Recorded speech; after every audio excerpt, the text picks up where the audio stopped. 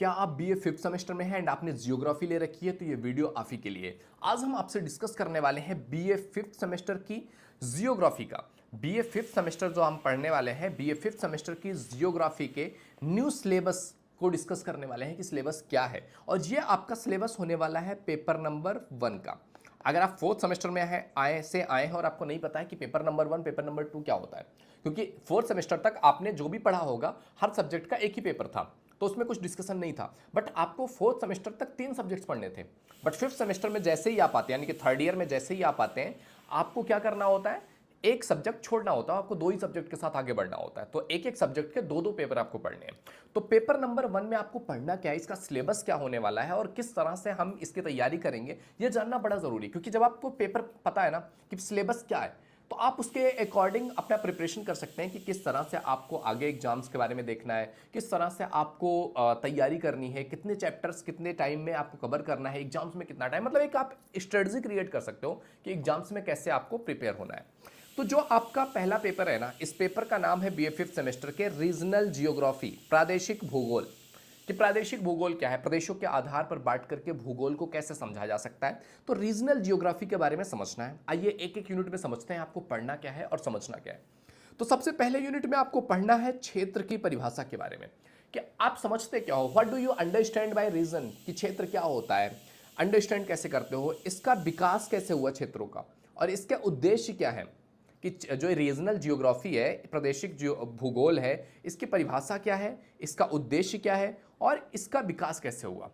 स्थानीय योजनाओं को लेकर के कि स्थानीय योजना कैसे बनाई जाती है, किस स्थान के लिए कौन सी योजना है, और प्राचीन भारत में योजना बनाने के लिए कौन कौन सी प्रथाओं का यूज किया जाता था, ये सारी चीजें हमको समझनी है यूनिट नंबर 1 में। ओके, तो पहले यूनिट में आपको ये पढ़नी है। सेकंड यूनिट की बात करते हैं तो सेकंड यूनिट में आपको क्षेत्रीय योजनाओं के प्रकार के बारे में बताना है कि जो भी प्रादेशिक विकास की बात की जाती है, प्रादेशिक भूगोल है, उसमें क्षेत्रीय योजना किस तरह से तैयार किया जाता है, कौन कौन से टाइप्स के क्षेत्रीय योजना होते हैं, औपचारिक कार्यात्मक और योजना क्षेत्र क्या है, औपचारिक कार्यात्मकता क्या है और योजना क्षेत्र क्या होता है, इसके बारे में आपको डिटेल से समझना है। ओके, तो सेकेंड यूनिट में आपको यह पढ़नी है। थर्ड यूनिट में आपको क्या पढ़ना है, क्षेत्र और क्षेत्रीय योजना का परिसीमन।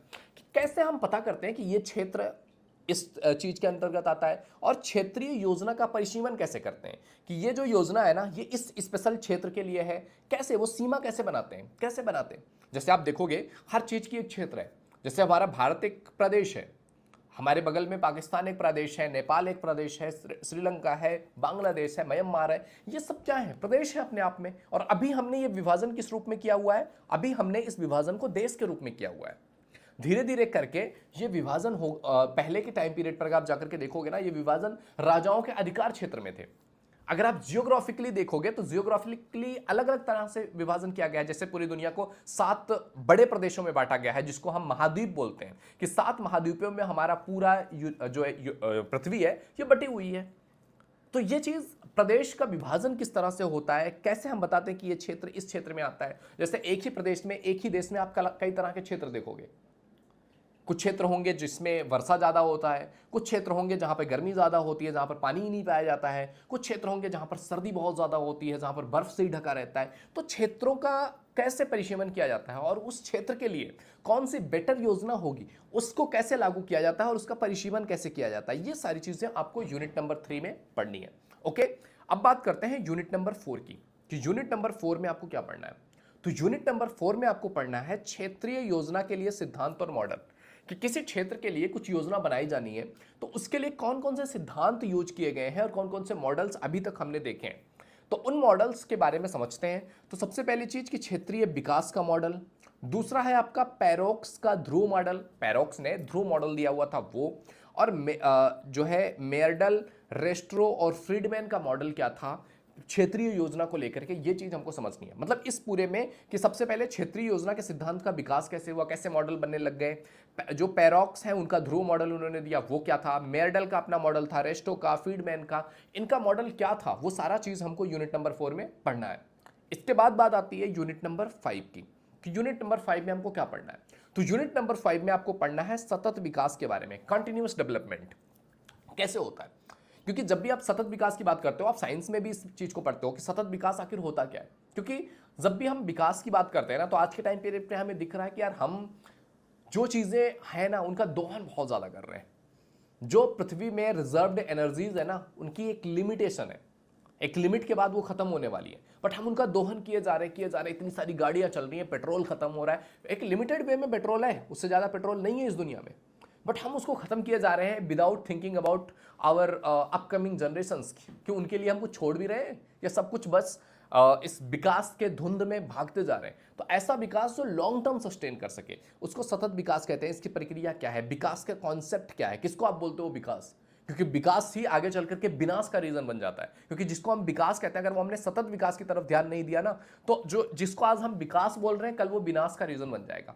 अभी फिलहाल चारों तरफ आप देख रहे होंगे हर तरफ बाढ़ का माहौल बना हुआ है, हर जगह डूबा हुआ है, कश्मीर डूबा हुआ है, हिमाचल, उत्तराखंड, पंजाब का पाकिस्तानी क्षेत्र, मतलब पूरा आप देख सकते हो इतना सब कुछ पानी से डूबा हुआ है। कहीं पर ज्वालामुखी विस्फोट हो रहा है, कहीं पर एटम विस्फोट हो रहा है, कहीं पर युद्ध हो रहा है, हर तरह से चीजें चल रही हैं।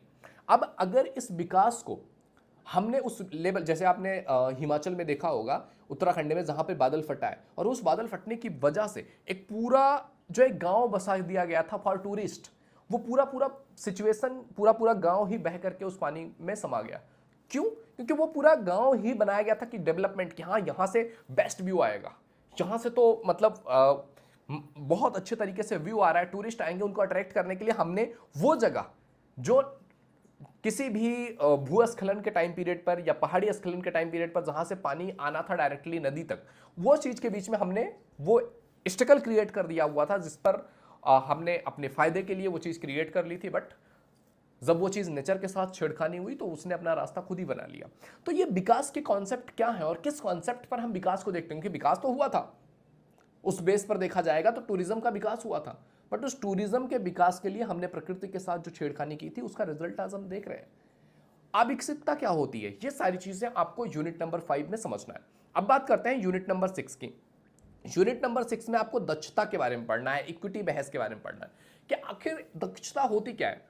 दक्षता मीन्स व्हाट, स्किल्ड, कि आपके अंदर वो स्किल है या है ही नहीं, वो सारी चीजों के बारे में, इक्विटी बहस के बारे में, परिभाषा क्या है इसकी, इसके घटक क्या है स्किल्स के, विकास के लिए स्थिरता क्या होती है, किस बेस पे आप इसको समझते हो, ये सारी चीजें यूनिट नंबर 6 में हमको पढ़नी है। इसके बाद आता है आपका यूनिट नंबर 7 जिसमें आपको संकेतक के बारे में पढ़ना है। अब वो संकेतक आर्थिक हो सकता है, सामाजिक हो सकता है, पर्यावरणीय संकेतक, ये कौन से ऐसे संकेतक हैं जिससे हमें पता चलता है कि यार आर्थिक स्थिति डिस्टर्बेंस हो सकती है, सामाजिक डिस्टर्बेंस आ सकता है, पर्यावरणीय डिस्टर्बेंस आ सकता है। ये सारी चीजों के बारे में हमको पता कहां से चलता है, ये सारी चीजों के बारे में यूनिट नंबर 7 में पढ़ना है। यूनिट नंबर 8 में आपको क्या पढ़ना है, यूनिट नंबर 8 में पढ़ना है आपको भारत में क्षेत्रीय नियोजन की आवश्यकता, कि भारत में क्षेत्रीय नियोजन की क्यों आवश्यकता है।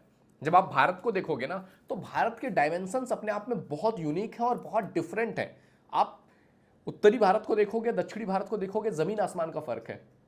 आप पूर्वी पश्चिमी भारत को एक साथ मैच नहीं कर सकते हो, मतलब हर जगह पर चेंजेस है। तो भारत में क्षेत्रीय नियोजन की बहुत आवश्यकता है कि हर एक क्षेत्र अलग है, तो उसके लिए एक अलग तरीके से, एक अलग डायमेंशन में, एक अलग थॉट के साथ नियोजन करना पड़ेगा, तो जाकर के आपका जो क्षेत्रीय नियोजन है वो सफल हो पाएगा। पंचवर्षीय योजनाएं जो है वो हर जगह के लिए अलग अलग लागू की गई थी। क्षेत्रीय योजना हो गया, भारत में बहुस्तरीय योजना का कॉन्सेप्ट क्यों है, कैसे है और वो कितना सफल है, कितना विफल है, ये सारी चीजें हमको यूनिट नंबर 8 में समझनी है। तो ये है बेसिकली हमारे बीए फिफ्थ सेमेस्टर की जियोग्राफी का पेपर नंबर 1 का नया सिलेबस। आई होप वीडियो आपको पसंद आया होगा। वीडियो पसंद आए तो लाइक जरूर कीजिए। पहली बार चैनल पे आए तो please visit the channel. If you think it is valuable तो आप सब्सक्राइब कर सकते हैं एंड आने वाली वीडियोज का आपको नोटिफिकेशन मिलता रहे इसके लिए चैनल को सब्सक्राइब करके बेल आइकन जरूर हिट कर लीजिएगा। ओके मेरे दोस्त, तो मिलते हैं आपसे अगले वीडियो में, तब तक के लिए जय हिंद, जय भारत।